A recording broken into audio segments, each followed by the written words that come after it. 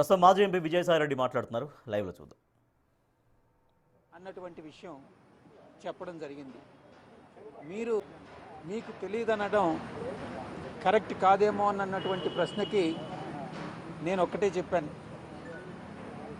స్వయానా శ్రీ జగన్మోహన్ రెడ్డి గారే పార్టీలో ఎక్కడా కూడా నెంబర్ 2 స్థానం అన్నటువంటిది ఉండదు అనని పలుమార్లు ఆయన, నేను కూడా గతంలో ఎన్నోసార్లు ప్రాంతీయ పార్టీల్లో నెంబర్ 2 స్థానం అన్నటువంటిది ఉండదు, 1 నుంచి 100 దాకా అందరూ ఎవరు ఉండరు, 100 తర్వాతనే ఎవరైనా ఉంటారని పలుమార్లు చెప్పడం జరిగింది.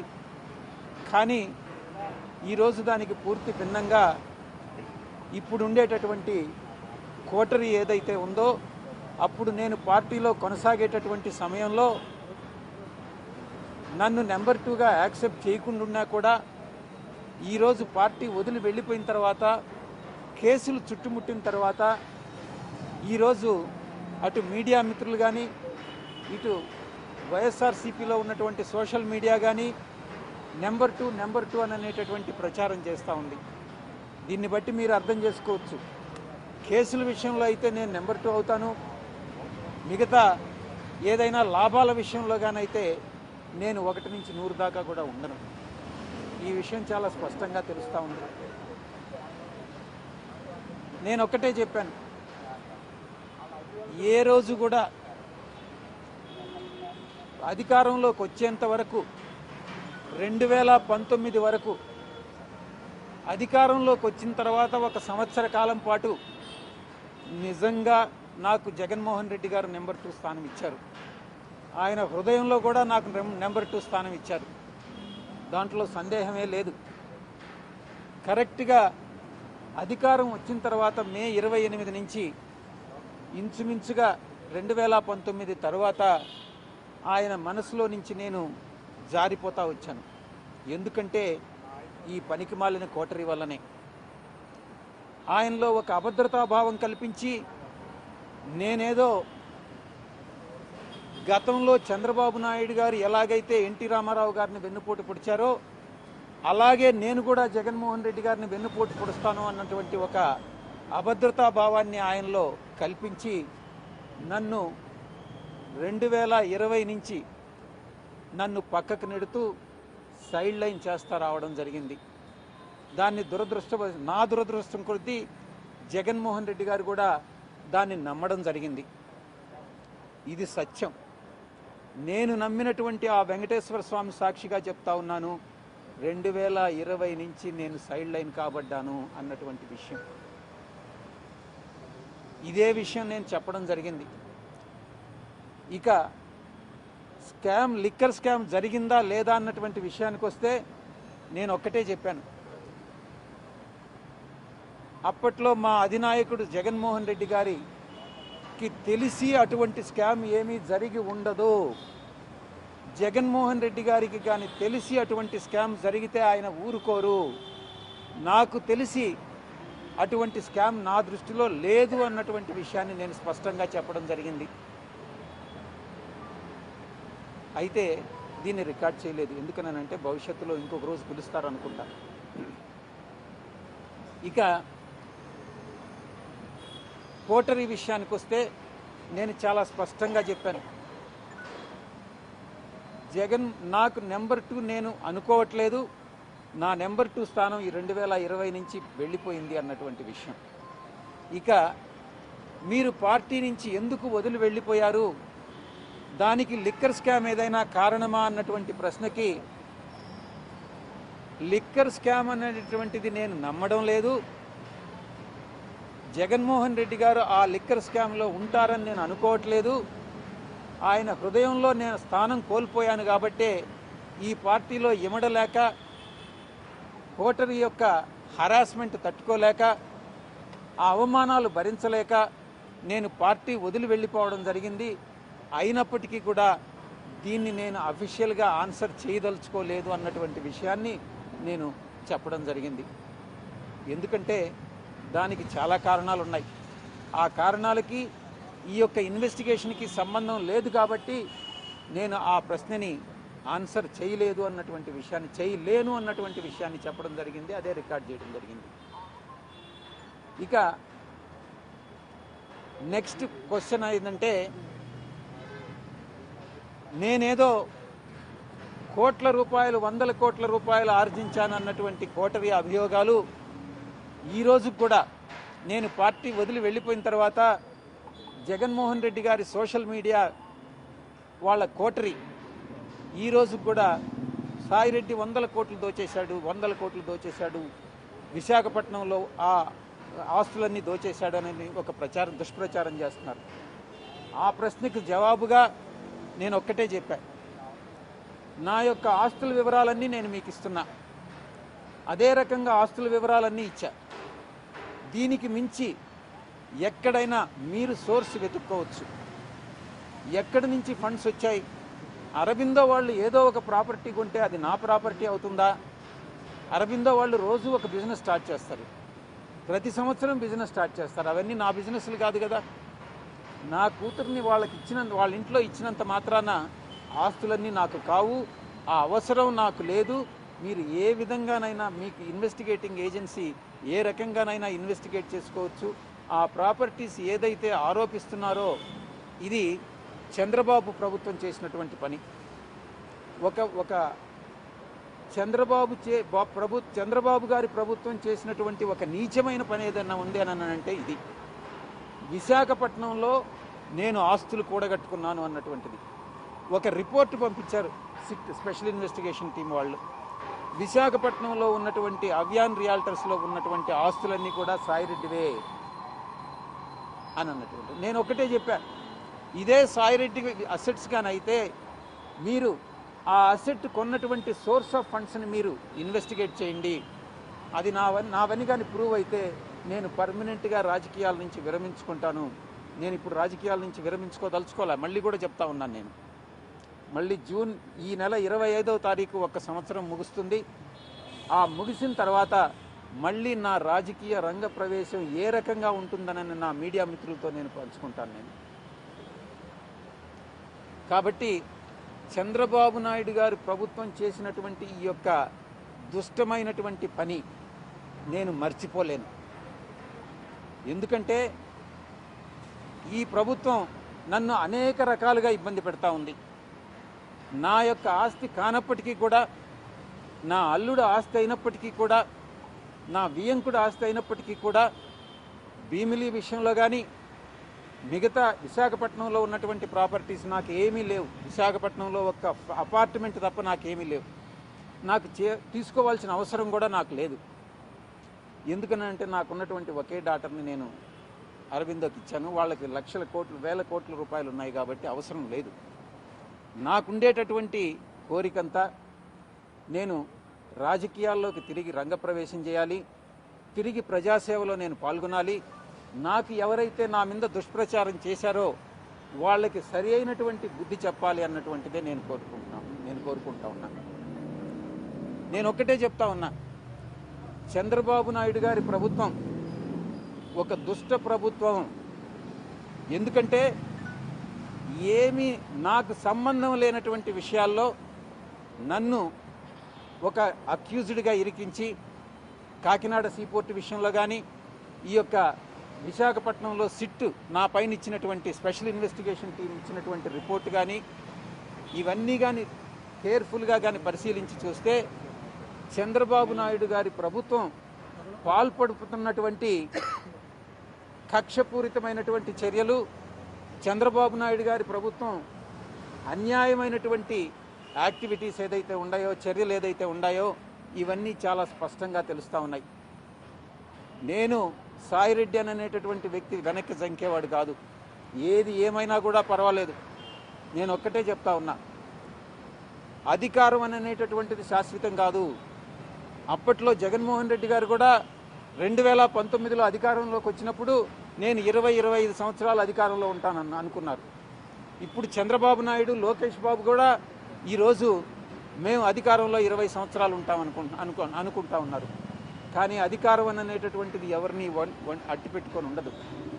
ప్రజాభిమానం చూరగొన్నటువంటి వాళ్లే అధికారంలో ఉంటారు. నేను ఇంకా కూడా చెప్తా ఉన్నాను, ఈ కోటరీ ఇలాగే కొనసాగితే జగన్మోహన్ రెడ్డి గారు అధికారంలోకి వచ్చే ప్రసక్తి లేదు. ఈ యొక్క కూటమి అలాగే కొనసాగితే జగన్మోహన్ రెడ్డి అధికారంలోకి వచ్చేటటువంటి ప్రసక్తి లేదు. ఒక రాజకీయమైనటువంటి ఒక స్ట్రాటజీ ఉండాలి. ఆ స్ట్రాటజీ ఏందనంటే కూటమిని విడగొట్టగలిగినప్పుడే జగన్మోహన్ రెడ్డి గారు తిరిగి అధికారంలోకి వచ్చేటటువంటి అవకాశం ఉంటుంది. ఆ స్ట్రాటజీ ఇచ్చేటటువంటి వాళ్ళు కానీ అమలు చేసేటటువంటి వాళ్ళు కానీ ఈ యొక్క కోటరీలో లేరు. జగన్మోహన్ రెడ్డి గారి చుట్టూ ఉన్నటువంటి వాళ్ళందరూ కూడా ఆయన్ని మిస్గైడ్ చేస్తూ ఉన్నారన్నటువంటి విషయం నేను తెలియజేస్తూ ఉన్నా. నేను ఒక్కటే ఆలోచిస్తూ ఉన్నా, మీరు కూడా కోటరీలో భాగస్వాములే కదా అని మీడియా మిత్రులు కూడా చాలాసార్లు ప్రశ్నించారు. నేను ఒకటే చెప్తా ఉన్నా, సంవత్సర రోజులుగా మీరు నమ్మినా నమ్మకున్నా, మీరు సెటైర్లు వేసినా నేను వ్యవసాయం చేసుకుంటానే ఉన్నాను. అప్పుడప్పుడు నేను గమ్ముగా ఉండలేను కాబట్టి నాకున్నటువంటి స్వల్పమైనటువంటి రాజకీయ పరిజ్ఞానంతో ఏదో ట్వీట్స్ పెట్టడం, ఏదో టెక్నికల్గాను అకాడమిక్గాను ట్వీట్స్ పెట్టడం చేస్తూ ఉన్నాను. అంతేగాని నేను జగన్మోహన్ రెడ్డి గారిని విమర్శించడమో లేకుండా ఉంటే ఇంకొక రాజకీయ పార్టీని విమర్శించడమో నేను చేయలే. అయినప్పటికీ కూడా జగన్మోహన్ రెడ్డి గారే నన్ను విమర్శించారు. నేను ప్రలోభాలకు లొంగానన్నారు. నేను అడుగుతా ఉన్నా, అదే ప్రలోభాలకు లొంగుంటే నేను ఈరోజు లక్షల కోట్లు ఆర్జించుండేవాడిని. నాకు అది నేను నమ్మినటువంటి ఆ వెంకటేశ్వర స్వామి సాక్షిగా చెప్తా ఉన్నా, ఎవరి దగ్గర విజయసాయిరెడ్డి డబ్బులు ఆశించి చేయి చాచలేదు, భవిష్యత్తులో అటువంటి చాచే అవకాశం లేదు అని నేను ఈ పత్రికాముఖంగా తెలియజేసుకుంటా ఉన్నా. జగన్మోహన్ రెడ్డి గారు ఈ స్టేట్మెంట్ విత్డ్రా చేసుకోవాలి. చంద్రబాబు నాయుడు గారు చేస్తున్నటువంటి ఈ హరాస్మెంట్ ఏదైతే ఉందో అది నిలపాలి. ఇవి రెండూ జరగాలంటే తిరిగి రాజకీయ రంగ ప్రవేశం చేయాలి.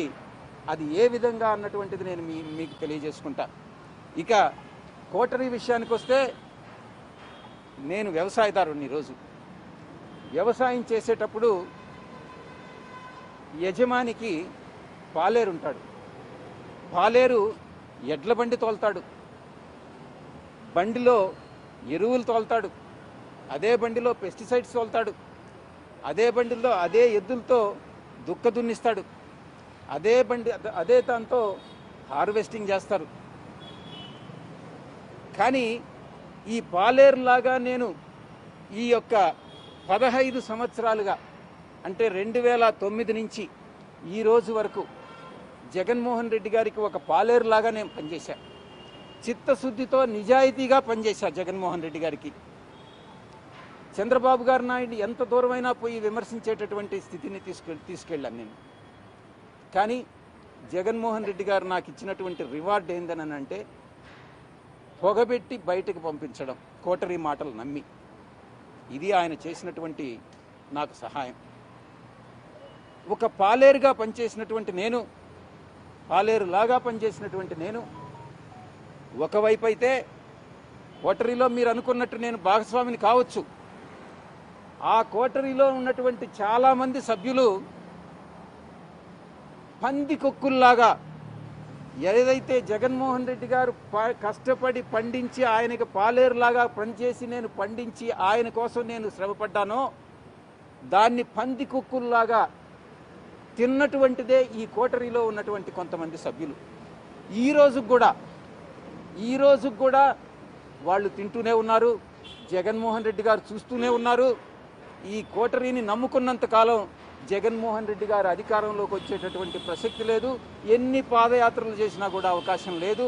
ఆయనకి ఒక రాజకీయ ప్రణాళికాబద్ధంగా ముందుకెళ్తేనే ఆయన తిరిగి అధికారంలోకి వచ్చేటటువంటి అవకాశం ఉంటుంది. మిగతా చాలామంది అడుగుతా ఉన్నారు, చాలామంది అడిగారు, ఏ రాజకీయ పార్టీలో మీరు చేరతారోనని. బీజేపీలో చేరతారా,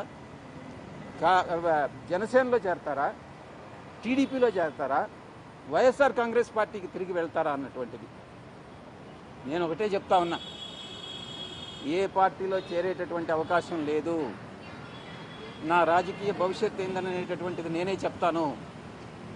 అని నేను మీ అందరికీ కూడా సవినయంగా నేను మనవి చేసుకుంటా ఉన్నా. ఇక మొన్న సాయి జర్నలిస్ట్ ఒకటి చెప్తా ఉన్నారు. సాయి జర్నలిస్ట్ సాయి నేనేదో సపరేట్ పార్టీ పెట్టి దానికి చంద్రబాబు మద్దతు తీసుకొని నాయుడు గారి దగ్గర నుంచి నేను ఆర్థిక సహాయం పొంది ఆయనలో ఒక భాగస్వామిని అయిపోతాను అని ఒక ఆరోపణ చేశాడు. ఆయనకి ఎవరు చెప్పారో నాకైతే తెలియదు. ఈ జర్నలిస్ట్ సాయి స్వీయ పరిజ్ఞానాన్ని ఉపయోగించి ఈ జర్నలిస్ట్ సాయి అనేటటువంటి వ్యక్తి వైఎస్ఆర్సీపీ పేటిఎం బ్యాచ్ ఎవరికైతే మంత్లీ పే చేస్తున్నారో యూట్యూబ్ ఛానల్స్కి దాంట్లో ఒక వ్యక్తి ఈ జర్నలిస్ట్ సాయి. నేను ఒక్కటే విజ్ఞప్తి చేస్తా ఉన్నా జర్నలిస్ట్ మిత్రులందరికీ, మీరు అనవసరంగా ఇన్ఫరెన్సెస్ డ్రా చేసుకోవద్దు. ఏదైనా ఉంటే నన్ను అడిగితే నేను నేరుగా చెప్తాను. చాలామంది మీడియా మిత్రులందరికీ నా ఫోన్ నెంబర్ వాళ్ళ దగ్గర ఉంది, నేను తప్పకుండా చెప్తాను అన్నటువంటి విషయాన్ని నేను మీ అందరికీ కూడా నేను తెలియజేసుకుంటా ఉన్నా. లాస్ట్గా ఇంకొక క్వశ్చన్ కూడా అడగడం జరిగింది. మీరు 100 కోట్ల రూపాయలు రాజ్ కసిరెడ్డికి మిథున్ రెడ్డి సలహా మేరకు అరబిందో నుంచి మీరు అరేంజ్ చేశారా అని. అవును, మిథున్ రెడ్డి అడగడం జరిగింది. ఆయన కోరిక మేరకు నేను రికమెండ్ చేసినటువంటి మాట వాస్తవమే.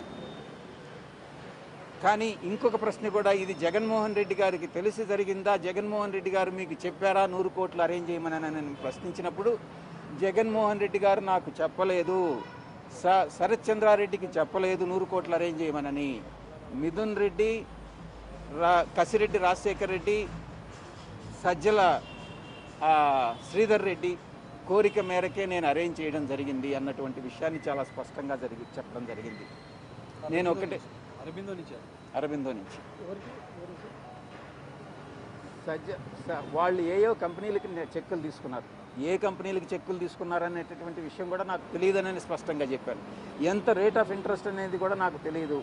ఆ తర్వాత రీపేమెంట్ ఎలా జరిగిందనేటటువంటి విషయం కూడా నాకు తెలియదు అని చాలా స్పష్టంగా చెప్పడం జరిగింది.